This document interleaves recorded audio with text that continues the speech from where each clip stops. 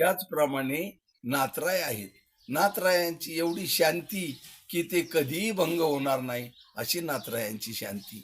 नाथराय अनेक प्रकारे अनेक ठिकाणी, आणि मी ब्राह्मण आहे, मी वंशवर्णीय आहे, असं अजिबात त्यांना काही जाणवत नव्हतं.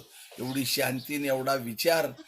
सहज जगन्नाथाला सर्व ब्राह्मण खांद्यावर कावडी घेऊन चालले होते, आणि जाता जाता जगन्नाथपुरी बरीच लांब आहे म्हणून काशीची आलेली ती कावड आणि सर्व ब्राह्मणांनी खांद्यावर घेऊन चालताना एका वाळवंटामध्ये एक गाढव विवळत पडलं होतं.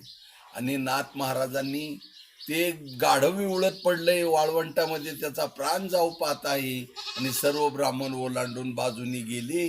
त्याचा अजिबात वारा सुद्धा नको म्हणून महाराजांची पाठीमागून कावड आली, आणि महाराजांनी ती कावडीचा डबा त्याच्या अंगावर ओतला, दुसरा डबा त्याला पाजला, शांततेत कुरवळलं आणि उठून उभं केलं.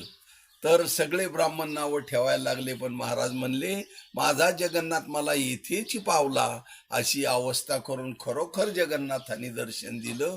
म्हणून नाथ महाराजांची शांती, वैराग्य आणि समजण्याची ताकद फार मोठी होती. म्हणून मी सांगतो, नाथ महाराज सारखी शांती आणि नामदेवरायासारखं प्रेम अनेक नाही. म्हणून पुढच्या व्हिडिओमध्ये आपण नामदेवरायाबद्दल सांगू.